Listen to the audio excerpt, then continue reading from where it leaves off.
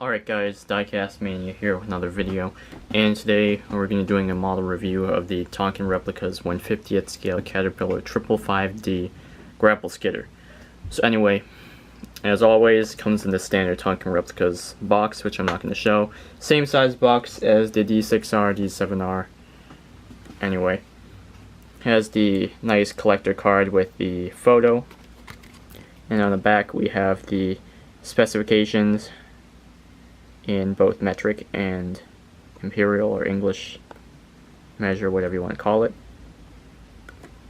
Now onto the model. Now this is a model that's shrouded in some kind of controversy, as a specific retailer had kind of advertised it as saying all the tooling was destroyed for this model and that there'd be no more, as this was the final assignment for Tonkin Replicas for surrendering the CAT license to Diecast Masters, but obviously that's not the case, as Diecast Masters announced their own revised version of the 555D slated for later arrival this year. So anyway, real only difference I can see between the two models is the Diecast Masters version has more detailed tires and obviously has the figure inside the cab. But like I said, this was the final assignment for Tonkin Replicas as far as Caterpillar goes. Now on with the review.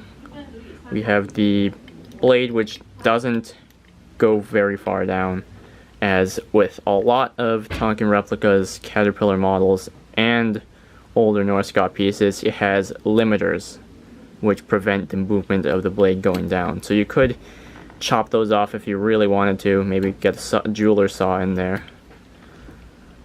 But it does go nice and high, and I think, yeah, it has drilled holes here and recovery points here, with tie downs. Looking at the front, we have the nice large tires that are soft rubber. The grille has this black guard up on the front. The blade is relatively simple with a little bit of bolt detailing down there. And off to the side we can see some printed simulated engine mesh, and we have a little wire handle on both sides. This side's a little lower, but anyway, the protection system on this model is very nice and nicely scaled. As we can see, it has handrails and a little area to protect the exhaust. The steering is a little limited on this, but it has hydraulic cylinders. Fine printing throughout the model. A very nice touch is the mesh screens on the cab, which add a level of detail that's not really seen on CAT models of this price range very often at all. But if we look in the front, we can just barely make out the seat where it says CAT on it. Now,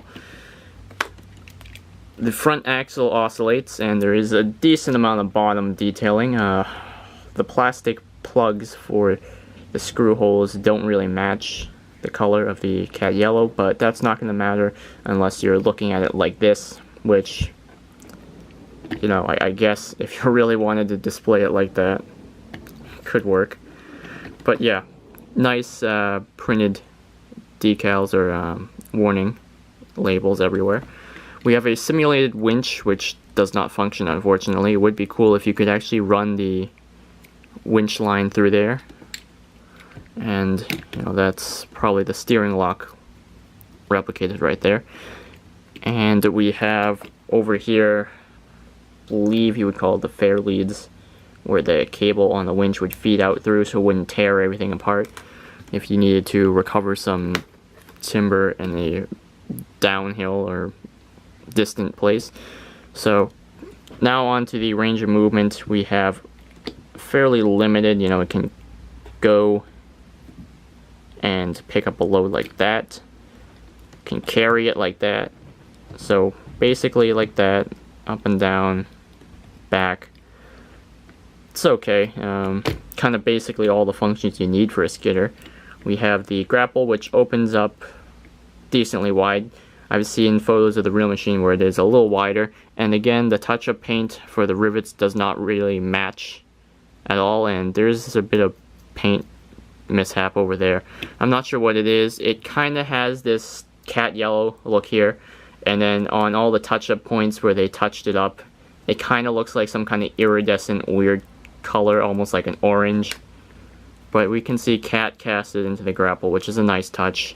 It rotates full 360 degrees, swings back and forth and side to side, which is very good functionality on the grapple.